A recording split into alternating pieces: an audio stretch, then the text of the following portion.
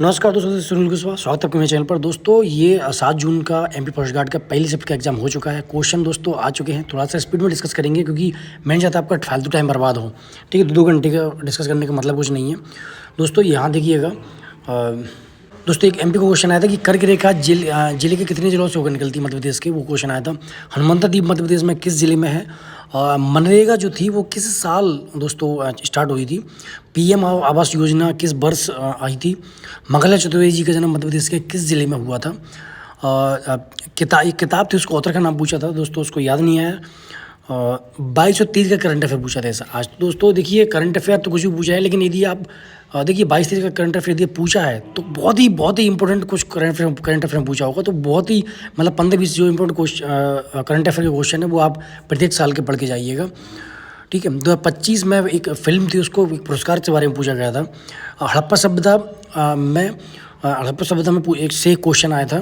ठीक है, मतलब 4 ऑप्शन दिए थे, उसमें पूछा था कि इनमें से कौन सी चीज़ हड़प्पा सभ्यता में नहीं थी। डॉक्टर भीमराव अम्बेडकर जी ने SC/ST के लिए कौन सी दोस्तों पार्टी बनाई थी, ऐसा कुछ क्वेश्चन आया था। प्रारूप समिति से एक क्वेश्चन आया था। UPSC के अध्यक्ष का कार्यकाल कितने वर्ष का होता है, ये क्वेश्चन पूछा गया था।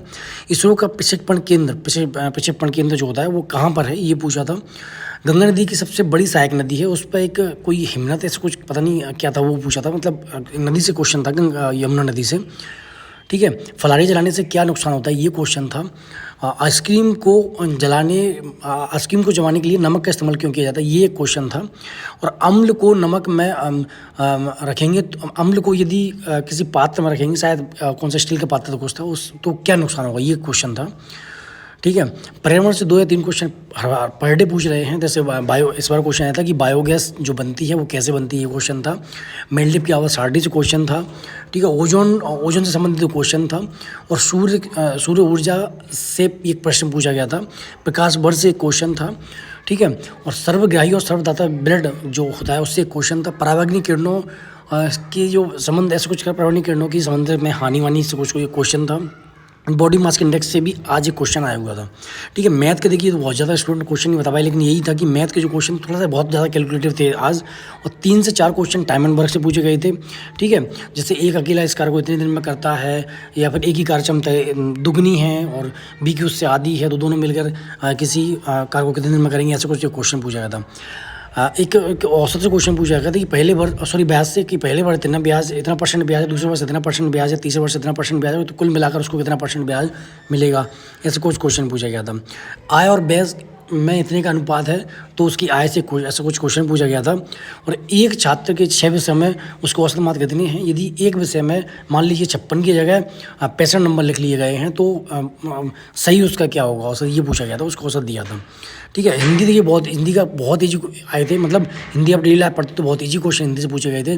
विलोम शब्द से क्वेश्चन आए थे, रस से आए थे, दोहा का उल्टा पूछा गया था। और अतिशोक्ति अलंकार के बारे में एक क्वेश्चन आया था। पर्यावरण छंद से लगकर क्वेश्चन आया था। दोस्तों बहुत ईजी क्वेश्चन हिंदी के आ रहे हैं, मतलब क्वेश्चन बताने की आवश्यकता नहीं है। अब आप सिंपल हिंदी की बेसिक पढ़ गया तो आपका काम हो जाएगा। इंग्लिश में दोस्तों एक्टिव पैसिव नरेशन वॉइस आए, नरेशन आए थे, आर्टिकल आए थे और एंटोनिम्स सिनोनिम्स।